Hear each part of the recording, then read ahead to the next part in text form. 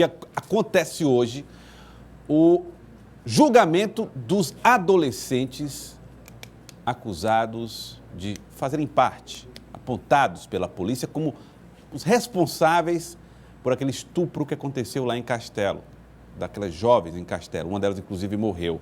O repórter Tiago Mera está acompanhando toda essa movimentação e fala com a gente agora a respeito da situação por lá. Tiago Melo, mais uma vez no Jornal do Piauí. O julgamento acontece a portas fechadas, Tiago? Exatamente, Joelson. O julgamento acontece a portas fechadas. Lembrando que os menores já foram sentenciados pelo juízo de Castelo do Piauí e estão internados cumprindo medida socioeducativa, foram considerados culpados pelo estupro coletivo e pela morte de uma das vítimas. Nesse momento, que está sendo julgado aqui no Tribunal de Justiça é uma apelação da Defensoria Pública que faz a defesa dos menores pedindo a absolvição. O julgamento acontece aqui.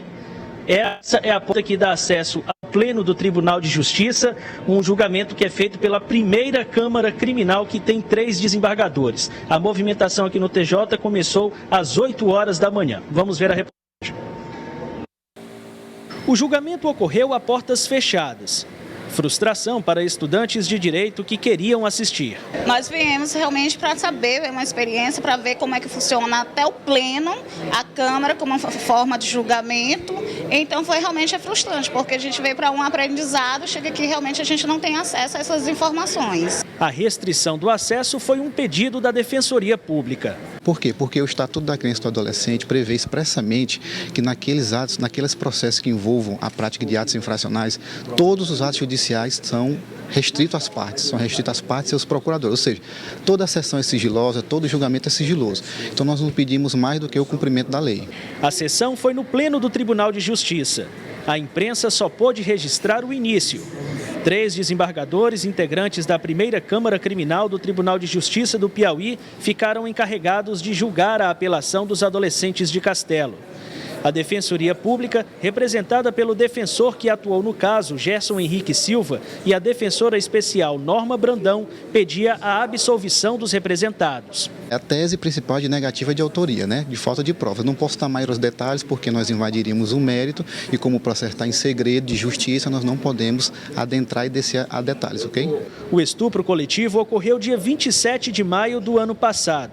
4 adolescentes foram sentenciados por amarrar, violentar e atirar de um penhasco 4 garotas que estavam no Morro do Garrote. Um deles, Gleison Vieira, foi morto no Centro Educacional Masculino. O Ministério Público defendeu a manutenção da sentença, que considerou os menores culpados pelo estupro coletivo e pela morte de uma das vítimas. O que cabe a mim hoje aqui é pautar por tudo que o Ministério Público apurou desde o começo até o final desse processo que está chegando agora em grau de recurso. Então estou aqui hoje para fazer valer o que o Ministério Público apurou dentro de todo o desenrolar desse processo. Então hoje aqui o Ministério Público não é parte, é custos legais, ou seja, é fiscal representado por essa pessoa que está aqui. O relatório, com o voto do relator do processo, o desembargador Edivaldo Moura, teve 80 páginas. Não posso dizer, eu não posso antecipar meu voto, eu estou exatamente com o voto mentalizado, estudei, eu passei 2 ou 3 dias estudando o processo, de cabo a rabo, analisando todos os detalhes, as nuances, as provas do processo, Vou ouvir a sustentação oral do Ministério Público, a sustentação oral dos defensores, e vou, afinal, emitir o meu voto. Por conta da grande repercussão, foi firmado um entendimento para dobrar o tempo de sustentação oral. Defesa e acusação tiveram 30 minutos cada para argumentar.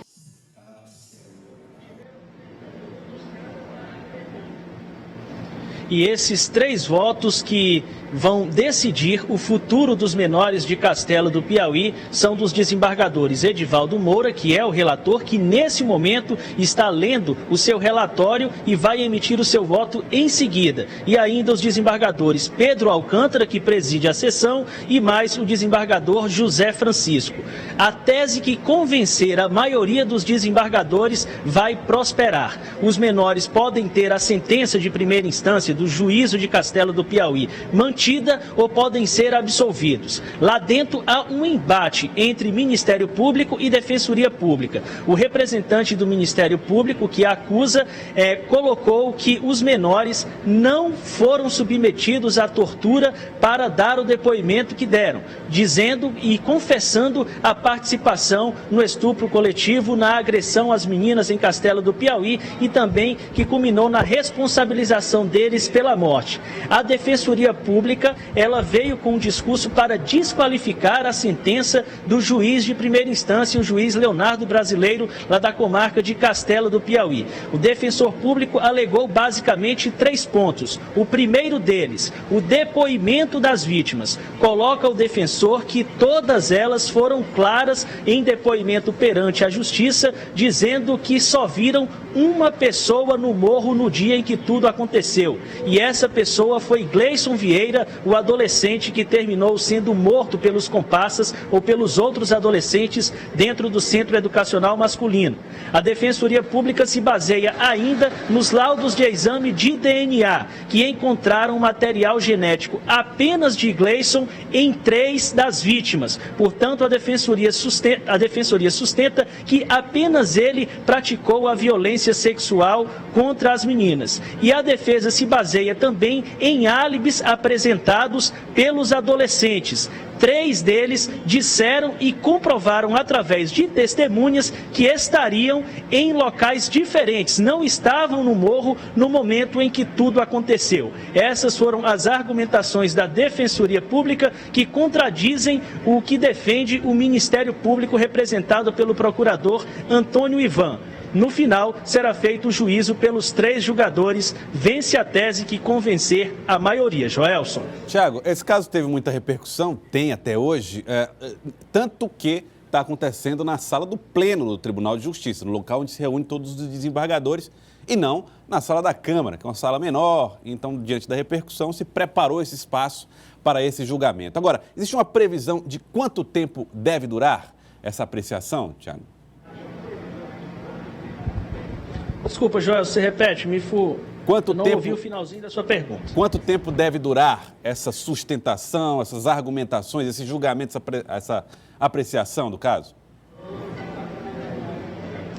O que foi acordado aqui, Joelson, é que o Ministério Público teria 30 minutos para a sustentação oral, a Defensoria Pública 30 minutos, inclusive o defensor terminou se estendendo um pouco mais, mas os julgadores aceitaram, e o voto do relator é que não há um tempo estipulado.